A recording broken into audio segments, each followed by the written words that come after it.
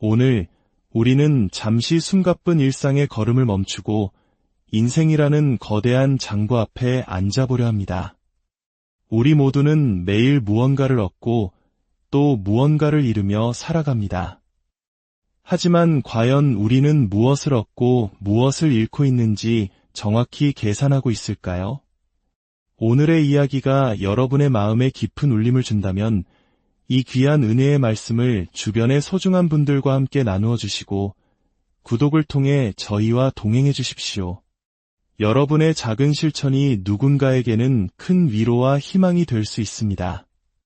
주님의 이름으로 여러분의 삶에 평안과 축복이 가득하기를 기도합니다. 성경 마가복음 8장 36절은 우리에게 이렇게 묻습니다. 사람이 만일온 천하를 얻고도 자기 목숨을 잃으면 무엇이 유익하리요? 이 질문은 1856년 7월 6일 영국의 위대한 설교가 찰스 스펄전 목사님의 입을 통해 선포되었습니다. 그리고 오늘 시간을 넘어 우리에게 다시 한번 동일한 질문을 던지고 있습니다.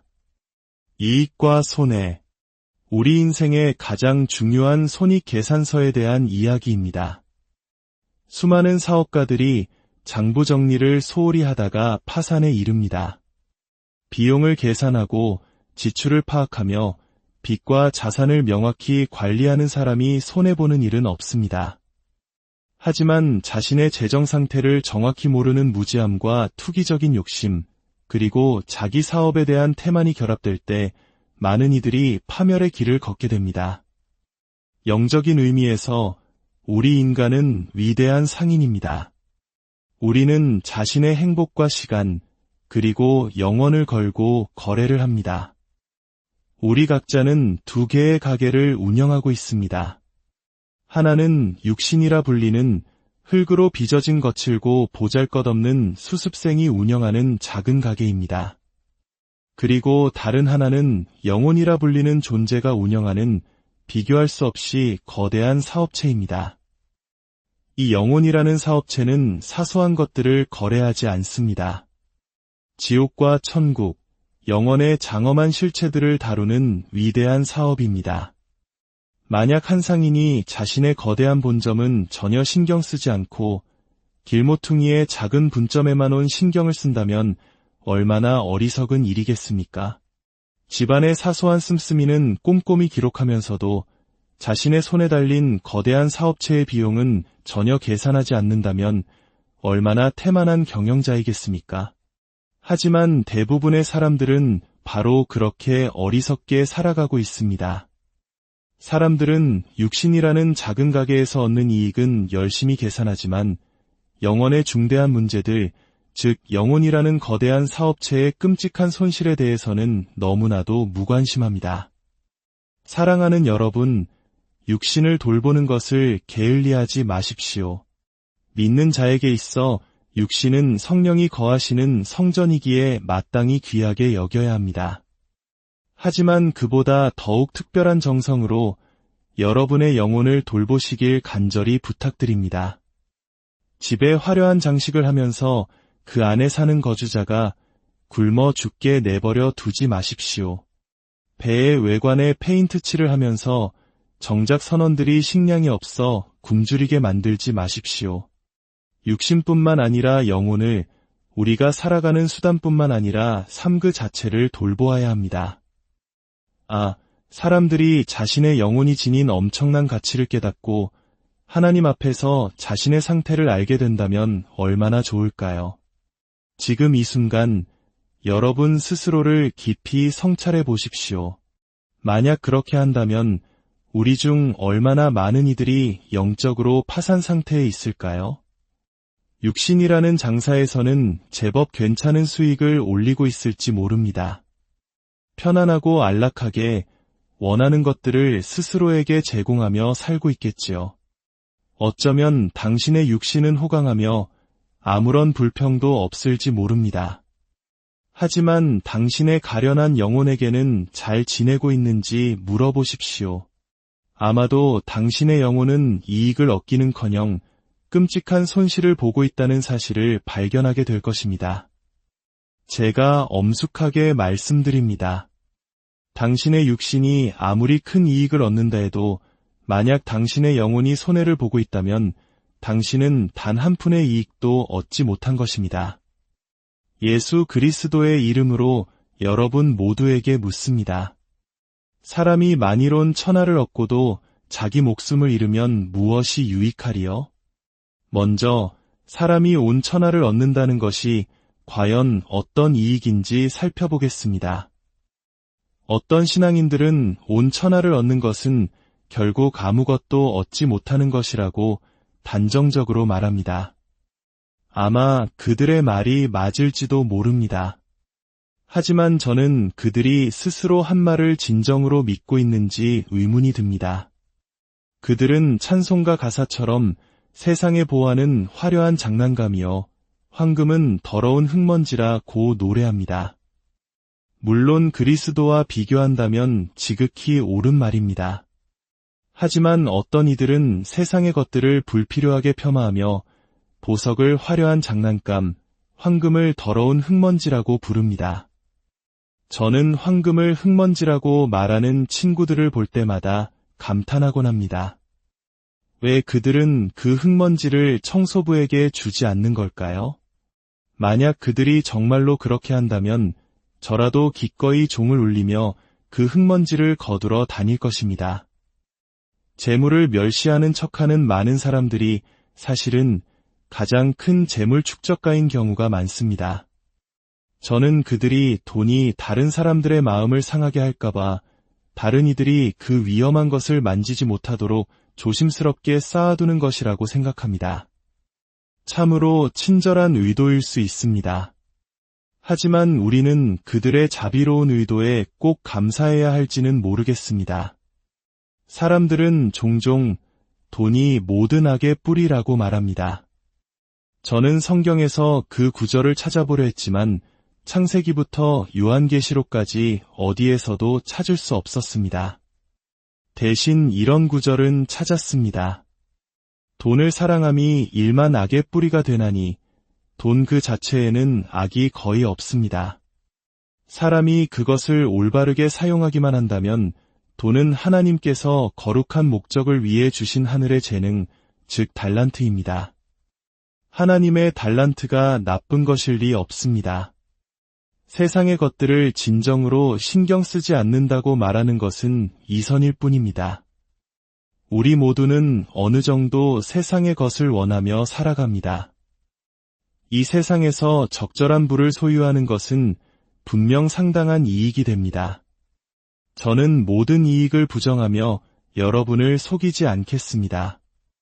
여러분께서 세상에서 얻을 수 있는 이익이 상당하다고 생각하신다면 저도 그 위대함을 인정하겠습니다. 이 세상에서 멋진 것을 이룰 수 있다고 믿으신다면 기꺼이 그렇게 해드리겠습니다. 그리고 그 모든 것을 인정한 후에 다시 묻겠습니다.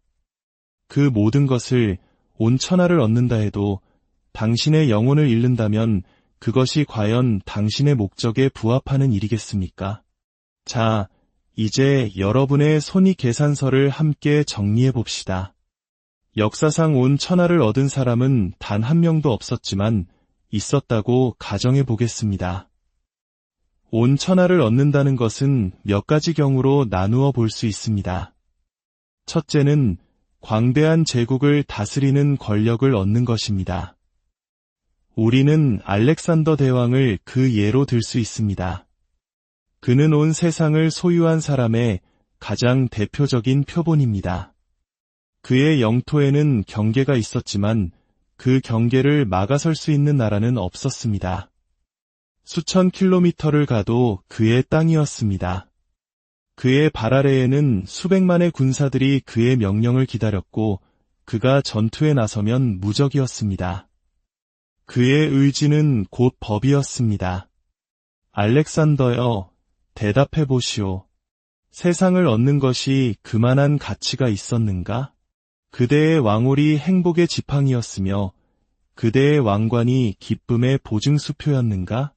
보십시오. 알렉산더는 눈물을 흘리고 있습니다. 그는 정복할 또 다른 세상이 없음을 한탄하며 울었습니다. 야망은 만족을 모릅니다. 온 세상을 얻는 것만으로는 충분하지 않았습니다.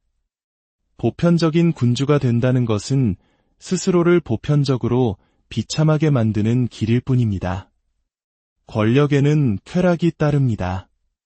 하지만 그 쾌락은 불안감에 의해 상쇄됩니다. 인기는 머리는 구름 위에 있지만 발은 모래 위에 서 있는 것과 같습니다. 머리가 별들 사이에 있는 동안에도 발은 떨고 있습니다. 권력을 유지하고 확장하려는 불안감이 그 즐거움을 앗아갑니다. 높은 지위에 있는 사람들은 많은 칭송을 받지만 거의 휴식이 없는 천체와 같다는 프랜시스 베이컨의 말은 참으로 옳습니다. 권력이라는 옷은 금실로 수놓아져 보는 이의 눈을 부시게 하지만 입고 있는 사람에게는 그 무게로 고통을 줍니다.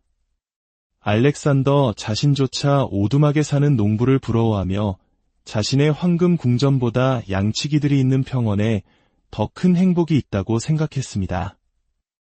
온 세상을 다스리는 권력을 얻는 것은 그 자체만으로도 이미 손실에 가깝습니다. 둘째는 부를 통해 세상을 얻는 것입니다. 리디아의 왕 크로이소스를 예로 들 수 있습니다. 그의 부는 헤아릴 수 없을 정도였습니다. 그는 금과 은을 거의 계산하지 않았고 보석은 셀 수 없이 많았습니다. 그는 제국 하나를 살 수 있었고 그러고도 또 다른 제국의 가치를 쓸 수 있을 만큼 부유했습니다. 엄청난 부자가 되는 것이 큰 이익이라고 생각할지 모릅니다. 하지만 크로이소스는 죽어가며 외쳤습니다. 오, 솔론, 솔론이여. 사람들이 그 의미를 묻자 그는 현자 솔론이 어떤 사람도 죽기 전까지는 행복하다고 말할 수 없다고 했던 말을 떠올린 것이라 답했습니다. 죽음의 비참함이 그의 일생의 모든 기쁨을 앗아갔던 것입니다. 엄청난 부에는 그만큼의 불안과 탐욕이 따릅니다. 부자는 종종 자신의 부 때문에 오히려 손해를 보는 사람이 됩니다. 많은 경우 화려한 마차를 타고 거리를 달리는 것보다 누더기를 입고 길을 걷는 것이 더 행복했을 것입니다. 무거운 마음이 마차를 탄다. 는 속담은 놀랍도록 진실합니다. 시인의 말처럼 당신이 부자라면 당신은 가난하다. 등짐에 금괴를 진 나귀처럼 당신은 그 무거운 부를 잠시 실어 나를 뿐 죽음이 그 짐을 내려놓게 할 것이다. 만약 그 부가 부정직하게 얻어진 것이라면 그것은 그 자체로 끔찍한 저주가 됩니다. 여러분이 금에 어떤 가치를 매기든 그 반대편에 영혼을 비들어 놓는다면 끔찍한 손실이 발생할 것임을 알게 될 것입니다. 셋째는 지혜와 쾌락을 통해 세상을 얻는 것입니다. 솔로몬 왕이 바로 그 사람이었습니다. 그는 부와 권력을 모두 가졌지만 그의 진정한 보물은 지혜와 육신의 쾌락이었습니다. 그는 마음을 기쁘게 하고 눈을 즐겁게 하며 몸을 황홀하게 할 수 있는 모든 것을 가졌습니다. 그가 말 한마디 하면 가장 감미로운 음악이 울려 퍼졌고 손가락 하나를 들면 수많은 보물이 그의 발 아래 펼쳐졌습니다. 온 세상의 포도주와 온 세상의 미녀들이 그의 명령을 기다렸습니다. 그는 인간이 낙원이라 부르는 모든 것, 행복이라 꿈꾸는 모든 것을 자신의 잔에 섞었습니다. 솔로몬이 시도하지 않은 것은 아무것도 없었습니다. 지혜로운 자였던 그는 지상의 행복을 어디서 찾아야 할지 알았고 마침내 그것을 찾았습니다.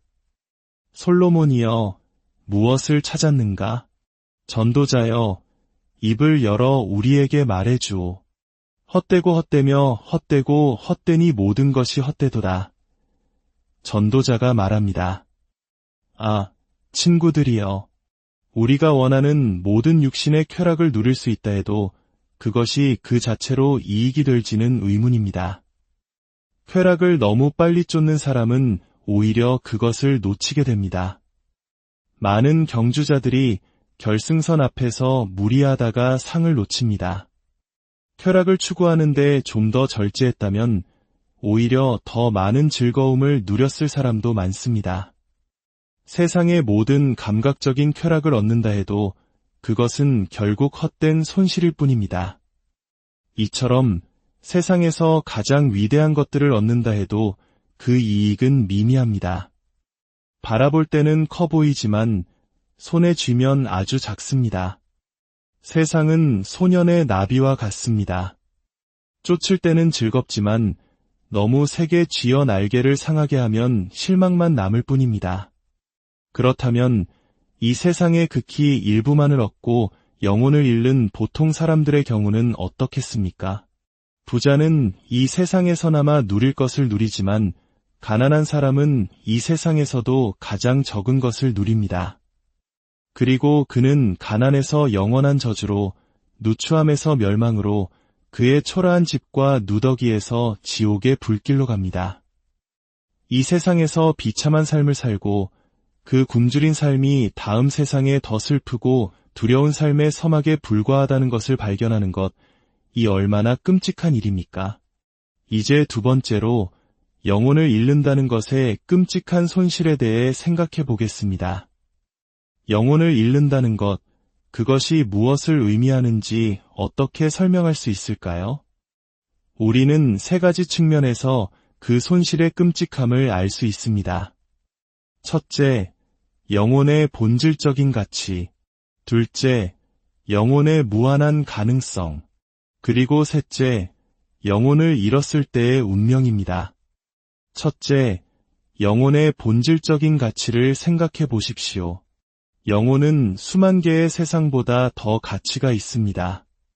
사실 온 세상에 모래알처럼 세상을 쌓아도 영혼 하나를 살 수 없습니다. 영혼은 하나님의 형상대로 지음받았습니다. 하나님처럼 영원한 존재입니다. 그렇기에 영혼을 잃는 것은 너무나도 끔찍한 일입니다. 하나님과 사탄이 동시에 한 영혼을 쫓고 있다는 사실을 생각해 보십시오. 사탄이 왕국을 탐낸다는 말을 들어본 적 있습니까? 없습니다. 그것이 그럴 만한 가치가 없다는 것을 알기 때문입니다. 하지만 그는 항상 영혼을 노립니다. 하나님께서 왕관을 찾으신다는 말을 들어본 적 있습니까? 없습니다. 하지만 그분은 매일 영혼들을 찾고 계십니다. 그분의 성령께서 잃어버린 자녀들을 찾고 계시며 그리스도께서는 영혼을 구원하기 위해 이 땅에 오셨습니다. 지옥이 갈망하고 천국이 찾는 것이 어찌 귀하지 않겠습니까? 영혼이 얼마나 귀한지는 그리스도께서 치르신 대가를 통해서도 알 수 있습니다. 은이나 금이 아닌 그분의 살과 피로 우리를 구속하셨습니다. 그분의 심장을 내어주어 사신 것이라면 그것을 잃는 것이 얼마나 큰 손실이겠습니까? 둘째, 영혼의 무한한 가능성을 보십시오. 저 위에 빛나는 별과 같은 면류관이 보입니까? 종려나무 가지가 놓인 보좌가 보입니까? 태양보다 밝은 빛을 내는 진주문으로 된 성이 보입니까? 눈으로 보지 못했고 상상조차 할 수 없는 낙원이 있습니다. 만약 영혼을 잃는다면 이 모든 것을 잃는 것입니다. 왕관을 잃고 수금을 잃고 보좌를 잃고 천국을 잃고 영혼을 잃는 것입니다. 마지막으로 잃어버린 영혼이 가야 할 곳을 생각해 보십시오. 천국이 상상 이상인 것처럼 상상 이하의 장소가 있습니다.